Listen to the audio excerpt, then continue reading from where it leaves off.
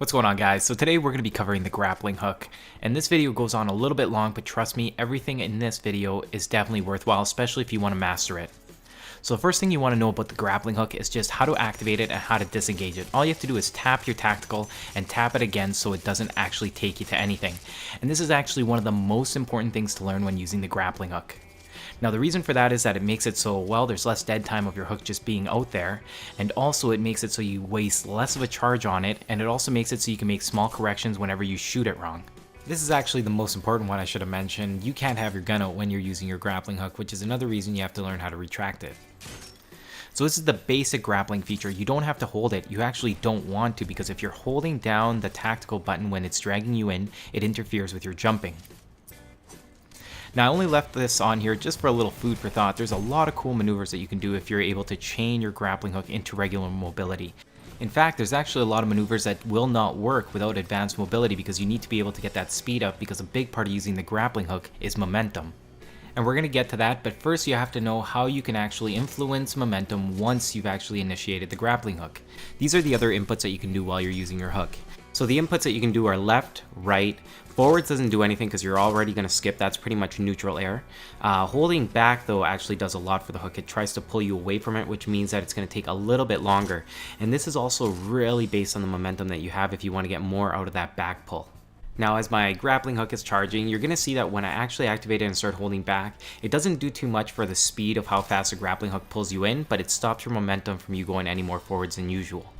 If you really want to push the back button to the limit, that's where your mobility comes in. You already have to go into the grappling hook with some sort of backwards momentum. So the basic movements are pretty much from 3 o'clock to 9 o'clock. Those are the inputs you want to put in. So let me just show you a quick example of pressing my controller to the 4 o'clock position. That's the kind of effect you're going to get. It's going to open me up, and then I'm going to let the grappling hook reel me in.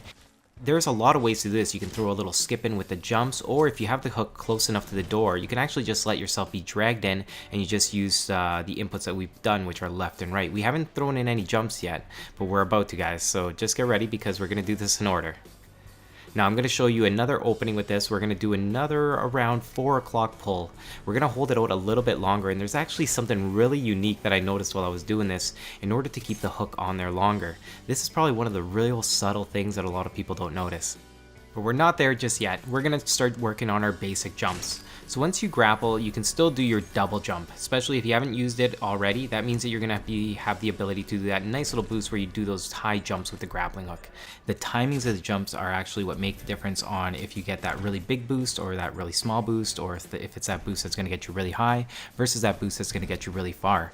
And you can do all the variances between there depending on how good your timing is on your jumps. Just kind of wanted to show you guys a few stages, so we're kind of working our way up to getting here. Okay, we ran out of time on that last game, but I'm going to go from here and I'm going to make the biggest jump I know.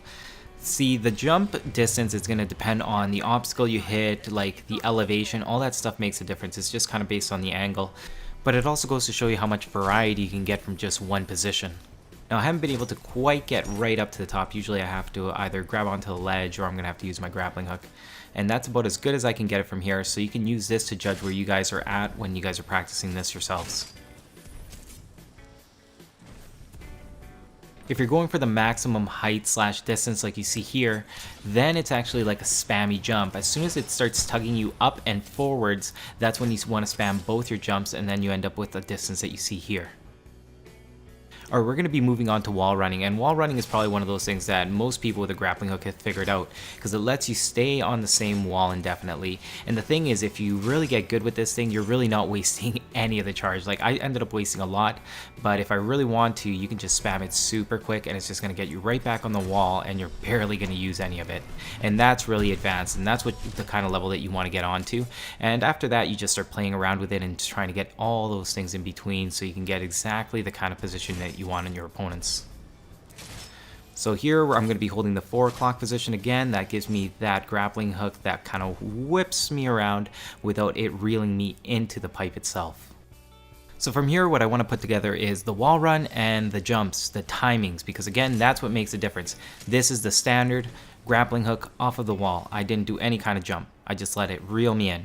Right here, we're just going to see a simple pull up. This is only one jump.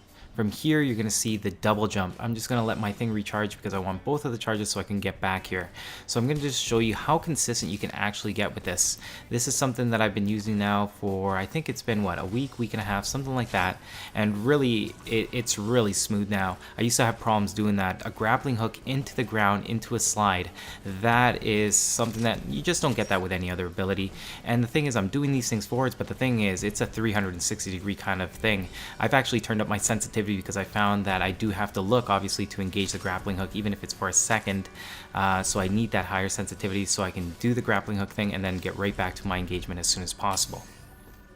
Now, this is something you have to be able to do in order to use a grappling hook. It brings up a couple of the things that we've talked about. You have to be able to disengage it, time out spammy jumps, and then keep using it sparingly so you have enough to use all around. You never want to use your whole charge just doing one move. Like, that's just not efficient use of the grappling hook. You need those charges. And the beauty of using the grappling hook, unlike any other ability, is that you can really save those. And then that means that you don't always have to use the tactical kit in order to get your tactical up faster because you can really be sparing.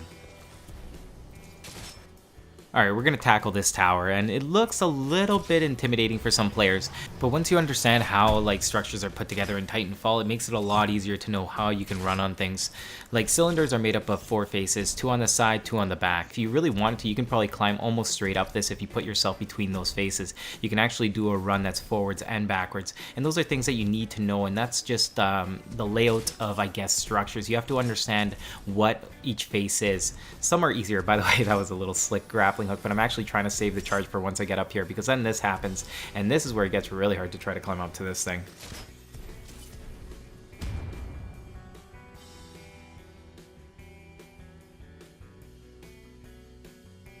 After this, I end up breaking into a little freestyle, so I'm going to play that out.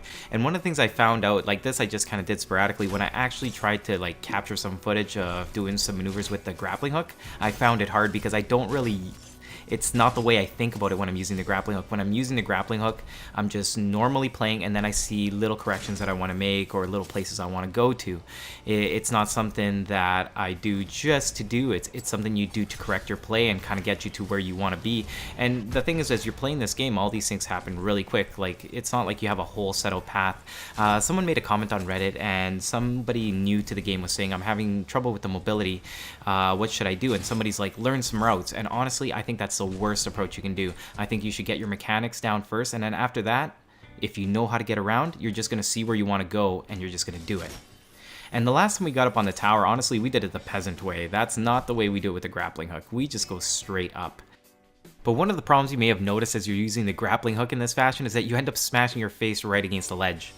Now, to avoid doing that, all you have to do is press back. That's the easiest way to do it, and this works for a lot of structures. Now, there's some scenarios though when you don't have the option to even get back enough that this technique alone doesn't work. That's alright, you can do different ones. The thing is, if you look straight up, and then you can still angle it to that 4 o'clock position, and it'll also open you up a little bit while keeping the grappling hook slightly away from the structure long enough for you to grab onto the ledge. Alright, now this is what I actually did not notice until I did the video.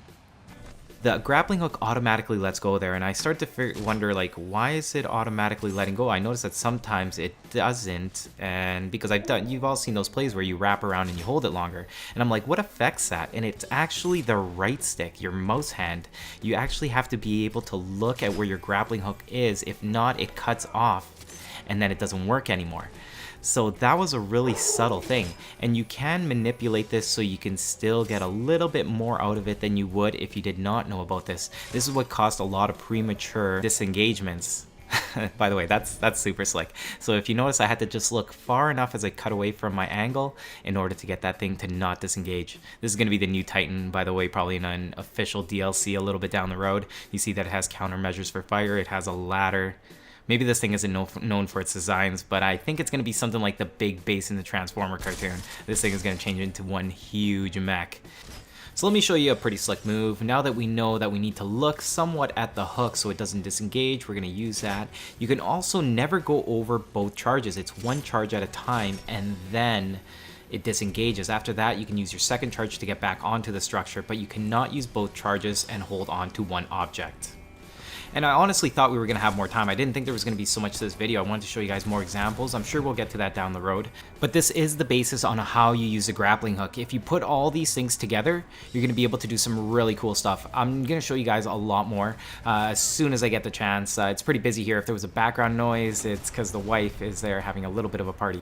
Happy wife, happy life. And if you didn't notice, that guy ejected right by me, so I'm waiting for him to come down so I can end up catching him. And that's the end of the video. Make sure to like, comment, subscribe if you guys can share that video. That really helps me out. Again, thanks for supporting my work. I'm Paper, Cut2U. This is Game in Review, and I'll see you guys next time.